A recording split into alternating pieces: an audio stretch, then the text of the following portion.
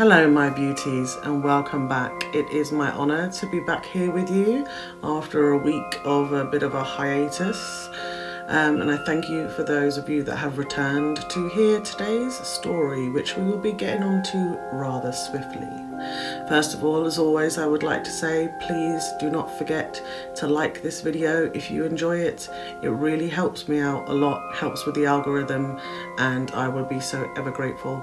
And if you can also share and subscribe, that's always a winner as well. So, without further ado, let's get on with today's scary creature of myth and legend.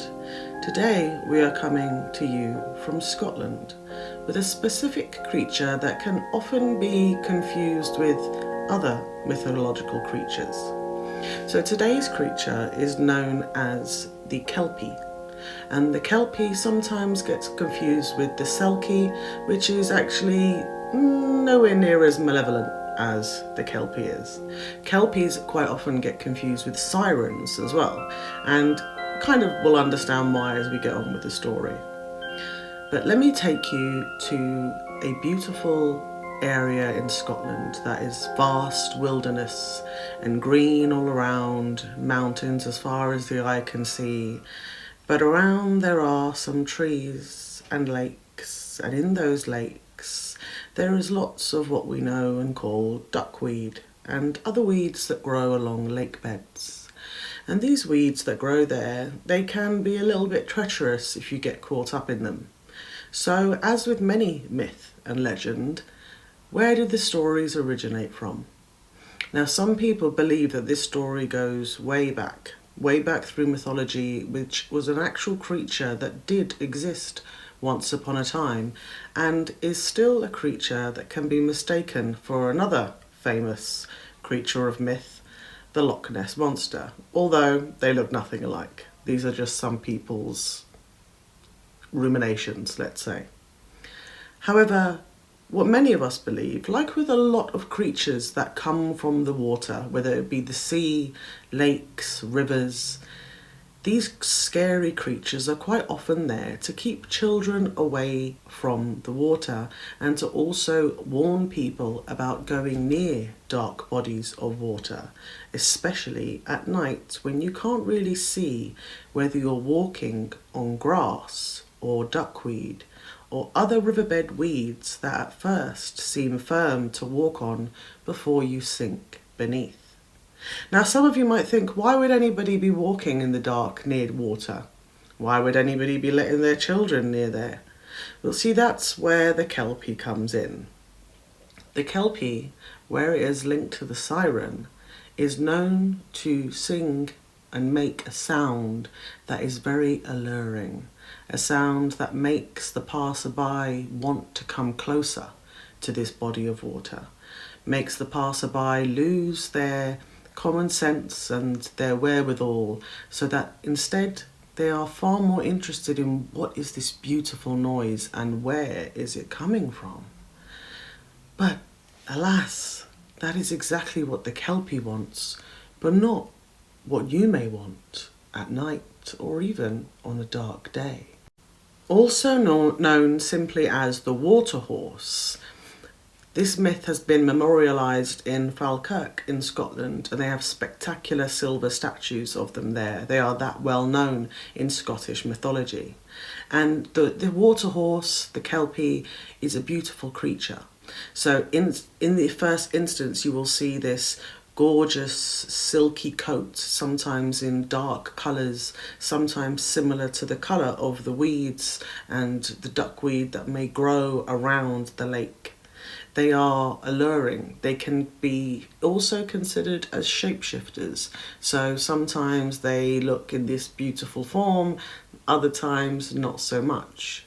Now they say the giveaway to it being any beautiful horse that may be a wild horse running free to it actually being a Kelpie is looking out for the mane of the horse, which will quite often resemble that of weeds that you find in waterbeds.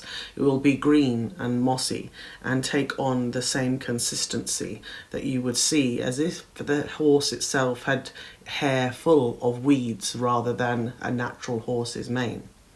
The other dead giveaway, if the feet are indeed not in the water, is that this, instead of like a normal stallion or a normal mare horse, where the hooves are facing forward, as you normally see, they will be instead facing backwards. And that's quite a significant clue when it comes to identifying the Kelpie.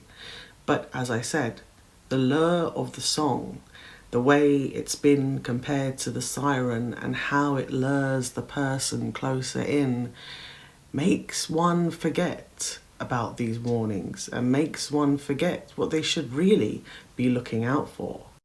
This is where the story becomes darker. So while this horse, beautiful water horse, may be seen by people, or quite often they say children in groups will come across them, lured by this beautiful sound and entranced by this magnificent horse that they see. The horse's job then, the Kelpie, is to gather as many children or people upon its back as it possibly can. That's its main aim. It wants to lure you closer, not just into the water, but specifically on to the horse's back. And the different myths and legends say that, unlike other harmless creatures, it's not simply just to lure you to the water. Nay, nay. No pun intended. But it's also to get you to climb onto the horse's back. And whilst you have climbed onto its back, it then makes its next task much easier to do.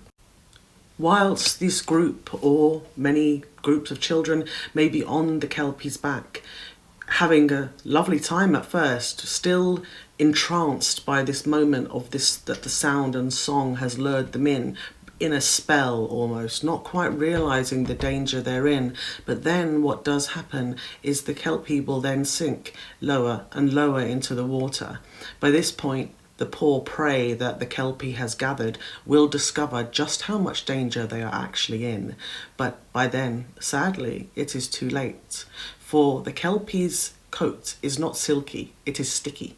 Sticky just like moss and weeds, and it sticks to the prey's skin, and then their hands will get tangled in the mane of weeds like seaweed that is grasping at every limb of its prey. And deeper down the Kelpie goes, while its poor prey tries to cry for help, but lest all that is then but silence and a few bubbles arising from the water. For the Kelpie has now taken these poor people, its prey, down to their watery grave. This is, of course, exactly what the Kelpie wanted, because it's not quite done. It's not enough to simply kill its prey and lure them to its watery depths.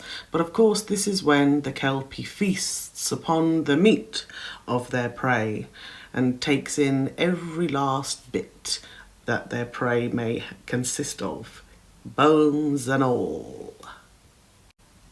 Quite often, though, there always seems to be a one witness left behind.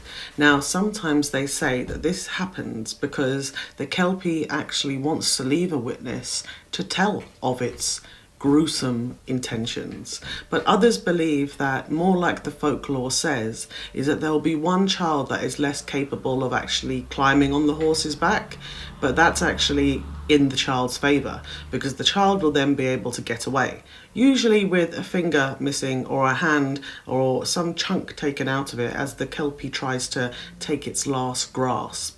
But the child will then run back to the rest of the people in the town or the village, letting them know of the terrible fate of the children or people that have succumbed to the Kelpie's demise.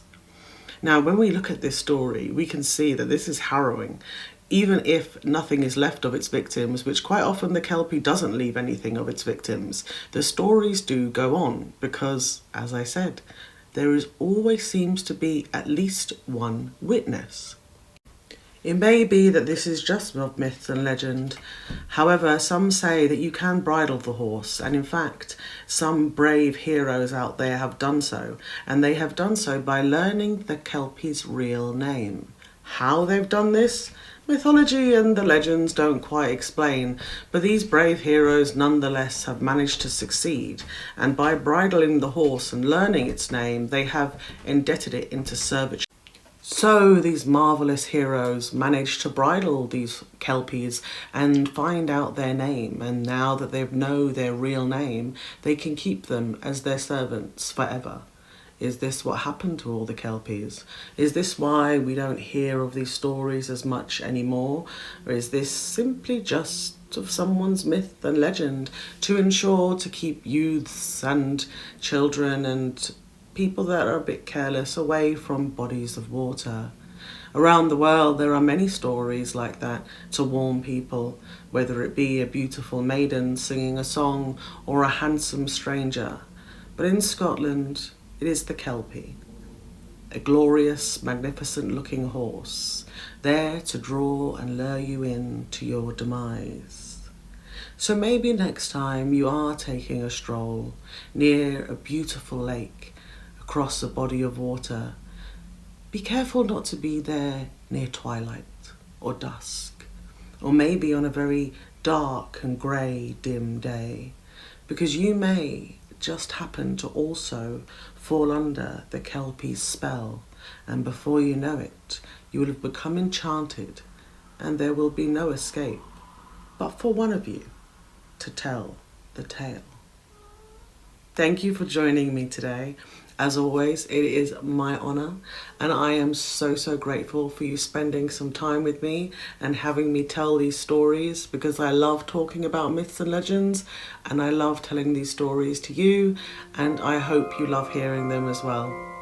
As always, please don't forget to like this video. It helps me out so much, and subscribe if you haven't already, and please share if you can, and leave a comment below to let me know if you enjoyed the video or not. That means so much to me. As always, I am ever grateful. I'll be back again on Wednesday, and I'll be sticking with these spooky creatures of myths and legends, or just spooky stories in general, as I feel that just in a bit more of a spooky kind of mood for this time of year, as all year round should be spooky in my opinion. Join me again on Wednesday. I will look forward to seeing you then. Till then, take care of yourselves, look after each other, and goodbye.